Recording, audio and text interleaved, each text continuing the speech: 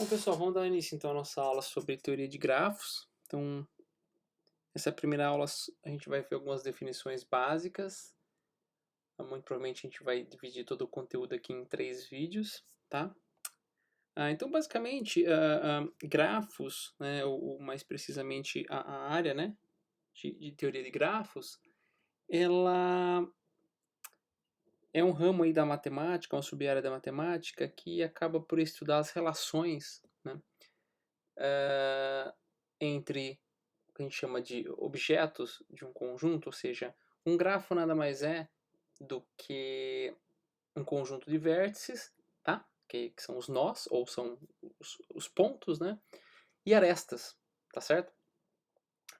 De tal maneira que a gente pode formular matematicamente um grafo como sendo, então, um grafo G, tá?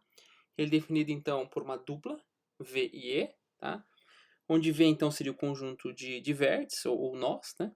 E E o conjunto de arestas, também chamado de arcos, tá? A gente fala que, por enquanto, E ele é um conjunto de pares não ordenados de vértices, tá?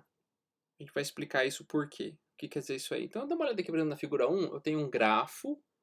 Então, como eu disse, o grafo ele pode ser representado tanto graficamente, como a gente está vendo na figura 1, ou como pela sua formulação matemática, que é essa notação de conjunto. Tá? Então, basicamente, o que a gente tem aqui? Né? Ah, nessa minha figura 1, eu tenho um conjunto de nós, ou vértices, tá? Que é o meu conjunto V, tá certo? Então, quem que nós temos aqui? Temos A, B, C e D, que é o que eu tenho aqui, tá? Meu conjunto de vértices. Tudo bem? E eu tenho também, então, o meu conjunto de arestas, tá? Que as arestas, então, elas são o quê? São arcos que conectam pares de nós, tá? A gente fala, então, que esses nós são adjacentes, ou seja, eles são conectados entre si. Então, nesse nosso exemplo aqui, nós temos as arestas AB, tá? Que é essa aresta aqui. Temos, então, a aresta AC, essa aqui. E temos a aresta BD, que é essa aresta aqui. Tudo bem? Lembrando ali que a gente já havia falado, né, que é um conjunto de pares não ordenados. O que isso significa? Por enquanto, isso significa que a aresta AB ela é igual à aresta BA. Tá? Imagine então que eu tenha, por exemplo, o interessante de grafos é que eu posso modelar diversas situações como sendo um problema em grafos e eventualmente a probabilidade de eu ter um algoritmo pronto para resolver aquilo é muito grande. Você supõe então que eu tenho uma festa, pessoas, eu tenha pessoas nessa festa, e então essas pessoas são os vértices do meu grafo, e eu quero indicar, por exemplo, uma relação de amizade, ou seja, se duas pessoas são amigas, então existe uma aresta conectando-as. Né? Então, por exemplo, se essa figura 1 fosse um grafo de acordo com essa definição que eu falei para vocês, de modelar a amizade de uma festa, eu poderia rapidamente perceber que então eu tenho 4 pessoas nessa festa, A, B, C, D, e o A é amigo do B e do C, e o B é amigo do D. Tá? Então, quando eu digo que eu tenho pares não ordenados, então significa que a aresta AB é igual a aresta BA. E nesse nosso exemplo de amizade, então se A é amigo de B, B vai ser amigo de A. Então por isso que eu não preciso representar duas vezes. Tá? Temos ainda algumas outras definições adicionais, tá certo? Como por exemplo,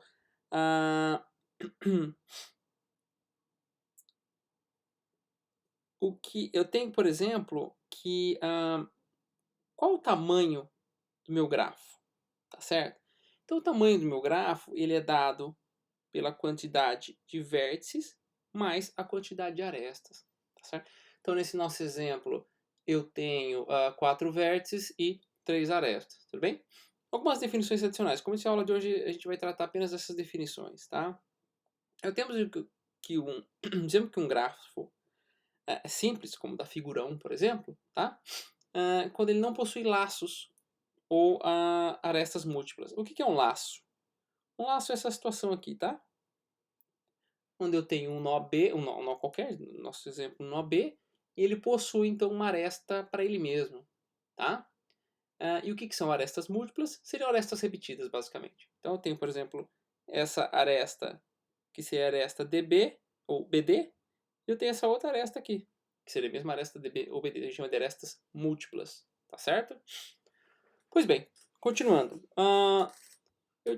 Existe ainda a definição de subgrafo, né? O que quer dizer um subgrafo, tá? Então, olha só. Existem basicamente dois tipos de subgrafo. O gerador e o gerado. Geralmente, o subgrafo gerado a gente denota apenas como subgrafo. Tá? Então, olha só. Dizemos então que H, tá? V' e E', ele é subgrafo de G, tá? Quando o V' está contido ou é igual em V e o E' está contido ou é igual a E. Então, o que isso quer dizer? Lembra que a gente falou no início que grafos nada mais são do que conjuntos de arestas e vértices? Então, é por isso que eu estou utilizando notação matemática de conjuntos aqui, tá? Então, na verdade, um subgrafo, H é um subgrafo de G, se basicamente, de maneira bem abstrata falando, H é um subconjunto de G, tá? Então, olha só, por exemplo, na figura 3A, eu tenho um grafo G qualquer, que seria o nosso grafo da figura 1. Na minha figura B, tá? Eu tenho um subgrafo H, perdão, aqui está errado, que seria H, tá? E eu tenho um subgrafo gerador J, tá certo? Então, olha só, meu subgrafo H, que dá minha figura B, nada mais é do que ele é um subconjunto de A. Então, o que isso que eu quero dizer? Que tudo que está em B tem que estar em A. Se eventualmente eu tivesse um nó E aqui, então o H já não seria subgrafo de G, porque o nó E, o vértice E não existe, tá? Em G, tudo bem? O mesmo acontece com aresta, né? Se eu tiver uma aresta aqui, ó, então o H já não é um subgrafo de G, porque G em G não existe essa aresta aqui, tá certo? E existe então uma outra definição um pouquinho mais forte, que é de subgrafo gerador, tá? O que é o subgrafo gerador? Então eu digo que J é um subgrafo gerador quando o conjunto de J é um subgrafo gerador de G quando o conjunto de vértices de J é exatamente igual ao conjunto de vértices de G e o conjunto de arestas é um subconjunto. Então, por exemplo, olha só esse exemplo da minha figura C, tá? Então eu digo que o grafo apresentado na figura C, ele é um subgrafo, tá? Gerador do grafo G, da figura A. Porque o conjunto de vértices é o mesmo, tá? E no caso, o conjunto de arestas é um subconjunto. Se eventualmente, nesse meu grafo da minha figura C, eu tivesse essa aresta aqui, ele já não seria um subgrafo gerador, porque em primeiro momento ele já não seria um subgrafo, tá? Porque essa aresta CD não existe no grafo G. Tudo bem? Legal. Existe mais uma outra definição, né, que é com relação ao grau de um vértice, tá? Então, o que é um grau de vértice? Né? A gente denota ele aqui por D de V, que é o degree, né? Então, o que seria um grau de um vértice? Seria basicamente a quantidade de nós adjacentes a esse vértice, ou seja, a quantidade de vizinhos dele. Sendo que os laços contam duas vezes. Então, tem um exemplo aqui na minha figura 4, onde eu temos então tem um grafo, aquele grafo da figura 1, com a adição desse laço aqui, tá? E basicamente a contagem é muito simples. Eu sei então que o grau do nó A é 2, que eu tenho duas arestas aqui, tá certo? O grau do nó B seria o quê? 1, 2, mais o laço que conta mais 2, então nós temos 4. O grau do nó C é 1 e o grau do nó D é 1 também, tá bem? São definições bastante simples aí. Bom, existe um teorema interessante, que ele é chamado de Handshake Lemma, e diz o seguinte, olha só, que a quantidade, que se eu fizer a somatória dos graus dos vértices de um grafo, tá? Essa somatória, tá certo? Vai ser igual a 2 vezes o número de arestas, tá? Bom, como é que a gente prova isso aí? Então vamos usar vamos tentar provar por indução, tá? Que é aquele nosso exemplo de prova que a gente viu a aula passada. Tá certo? Então olha só, vamos fazer a indução. Lembra que na indução nós tínhamos a base, né? A hipótese de indução e o passo de indução. Então vamos provar a base, que seria o caso mais simples. A gente vai utilizar o número de vértices como sendo para fazer a prova de indução. Então vamos lá na base. Então seja um grafo G, tá? Composto por um conjunto de vértices V e um conjunto de arestas E, tá certo? E suponha agora que esse grafo, pessoal, ele contém apenas um único vértice. Seria isso aqui, ó. Seria um grafo com apenas um nozinho aqui. Tudo bem? Legal. Nesse caso, eu tenho duas possibilidades. Ou o grafo ele encontra-se dessa maneira que eu desenhei em azul para vocês, chamo ele de grafo trivial, porque só tem um único nó. Né? E nesse caso, quando eu tenho um único nó, eu tenho duas situações. Ou ele se encontra dessa forma, como eu havia dito para vocês, ou seja, não existem arestas, ou seja, o grau dele é zero, tá? Ou existe a situação onde eu tenho isso aqui, ó, né? Que eu tenho um laço, tá certo? Nesse caso, o grau dele é o quê? 2, lembra? Porque os laços contam duas vezes, tá certo? Bom, se ele estiver nessa situação aqui, ou seja, não tem arestas e o grau dele é zero, então o que significa? Temos o quê? Que a somatória dos graus desse meu único nó, né?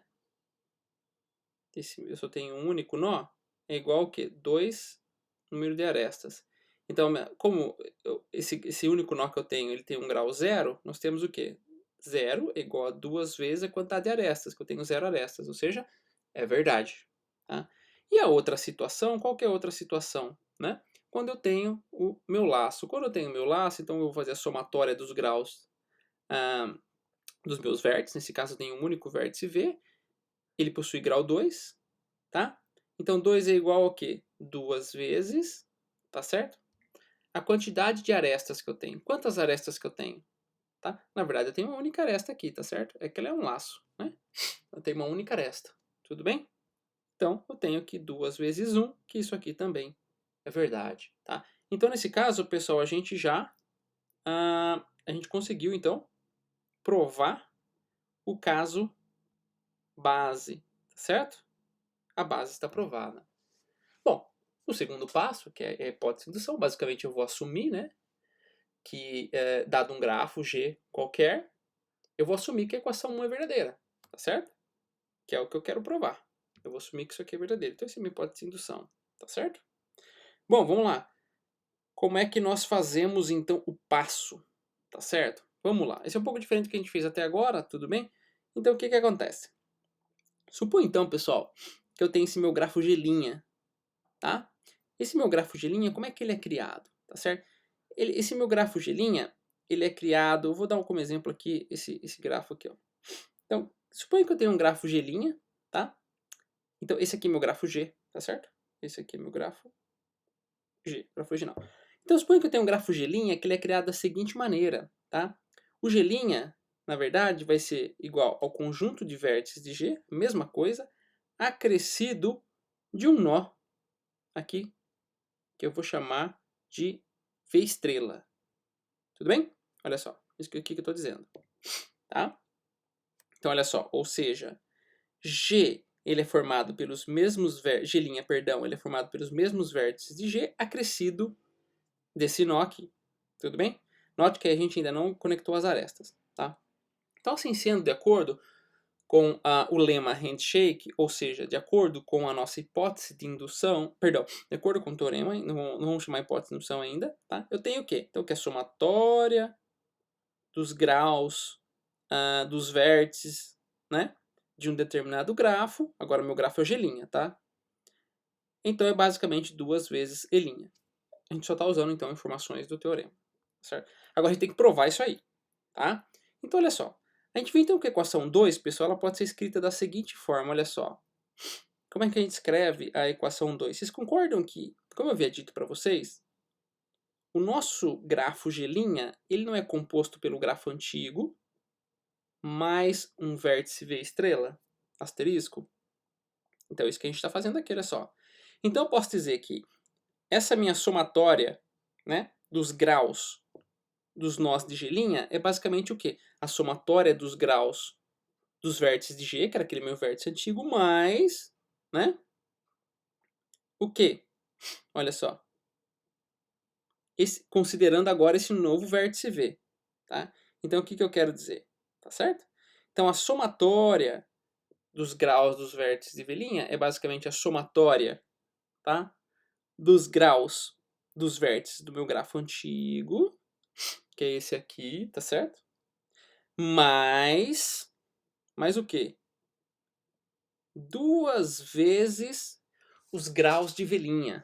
Por que eu estou considerando, pessoal, 2 vezes os graus de velinha? Porque olha só, na hora que eu conectar a velinha no meu grafo, suponha que eu conectei ele aqui, ó. Tá certo?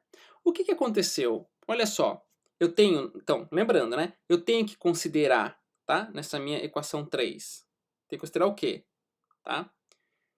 Além, né, do meu grafo antigo, eu tenho que considerar agora o grau desse meu nó novo, que eu acabei de inserir, que é o D de V estrela, tá certo? Mais quem? Agora, vocês concordam que cada nó agora que é vizinho do V estrela, ele ganhou 1 grau a mais que essa aresta aqui que chegou nele? Então o nó B ganhou 1 grau a mais, que o nó B antes ele tinha 1 grau de quanto? Ele tinha 1 grau de 4, né? Só que ele conseguiu mais uma nova aresta aqui, então ele iria para 5. E o nó D, que antes tinha grau 2, perdão, grau 1, passou a ser grau 2. Então o que significa? Eu vou ter basicamente 2 vezes o grau de velinha. É isso que vai aumentar no meu novo grafo de linha com relação ao número de graus que eu vou ter. Tudo bem? Por isso que eu coloco vezes 2. Tá? Então, continuando. Agora é só, pessoal, que a gente vai utilizar a hipótese de indução. Então, pela hipótese de indução, o que a gente tem? Vamos lá. Então, olha só. Voltando. Eu quero mostrar que isso aqui 2 vezes, né, o número de arestas de G'. Então, olha só.